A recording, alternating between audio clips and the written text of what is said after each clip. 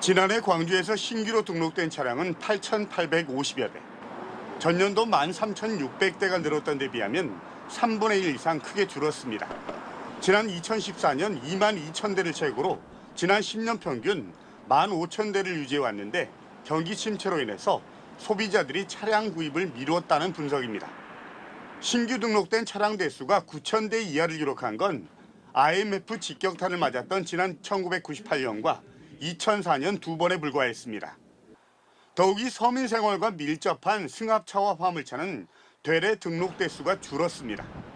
승합차는 지난 2022년에 비해서 4%, 화물차는 0.35% 감소해서 고물가와 고금리 등으로 매출이 줄고 폐업이 늘어나는 팍팍한 서민 살림 사례를 그대로 반영했습니다. 수입차 증가율 역시 가파르게 하향 곡선을 긋고 있습니다. 지난 2016년 33%를 넘었던 수입차 증가율은 2019년엔 9.9%로 한 자릿수로 떨어지더니 지난해엔 5.5%선까지 떨어졌습니다. 반면에 연료비가 절감되는 하이브리드 차량과 전기차의 등록은 큰 폭으로 증가했습니다. 지난해 전기차 등록 대수는 12,500여 대로 처음으로 10,000대를 넘어서는 등 38% 늘었고 하이브리드 차량 역시 전년에 비해서 33% 증가한 것으로 나타났습니다. 올해 역시 고금리와 부동산 침체 등 경기 불황이 이어지고 있어서 상대적으로 부담이 덜한 경차와 중고차 시장을 빼곤 지난해와 같은 어려움이 예상되고 있습니다. MBC 뉴스 한신구입니다. 서울 구로구에서 25년간 동네 슈퍼를 운영해온 박정희 씨.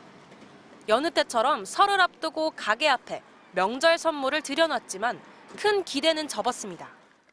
명절 대목이라고는 찾아볼 수가 없어요. 뭐 사과배 이런 거는 뭐 한 개, 두 개 정도? 이렇게 장사 안 되는 거는 제가 처음이에요. 이미 들여놓은 상품이 안 팔리니 명절이라고 새로 들여놓을 것도 없는 상태입니다. 방금 전화가 왔어요. 10박스만 좀 팔아달라고. 그래서 가져온 거 그냥 있다고 도저히 주문 못하겠다. 죄송하다고 그래서 진짜. 매출은 계속 줄고 있지만 고금리, 고물가로 인건비와 이자 부담은 치솟고 있습니다.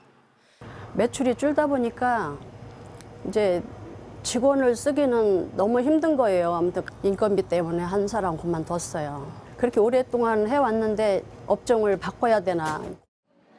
대출금을 갚지 못하는 소상공인도 늘었습니다. 지난해 지역신용보증재단이 소상공인들이 갚지 못한 은행 대출을 대신 상환해준 대위 변제액 규모가 1조 7천억 원을 넘어섰습니다. 2020년부터 조금씩 늘어나다 지난해엔 3.4배나 급증한 겁니다. 정부는 올해 자영업자 소상공인의 대출이자를 환급해주기로 했지만 1인당 100만 원 수준이어서 근본적인 대책이 되긴 어렵다는 지적입니다. 정부에서 쓸 수 있는 카드가 별로 없는 이유는 물가가 아직 안 잡혔기 때문이잖아요. 그러니까 물가를 빨리 잡을 수 있도록 사실 재정 긴축도 그런 면에서 이제 좀 도움이 되는 거고. 물가가 잡혀서 침체된 소비가 살아나기 전까진 소상공인들의 한숨이 멈추긴 어려워 보입니다. MBC 뉴스 김세영입니다.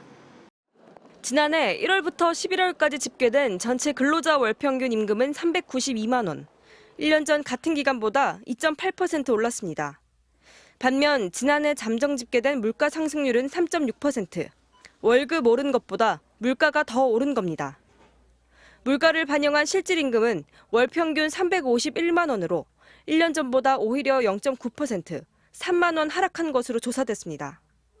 물가는 껑충 뛰었는데 월급은 찔끔 올랐기 때문입니다.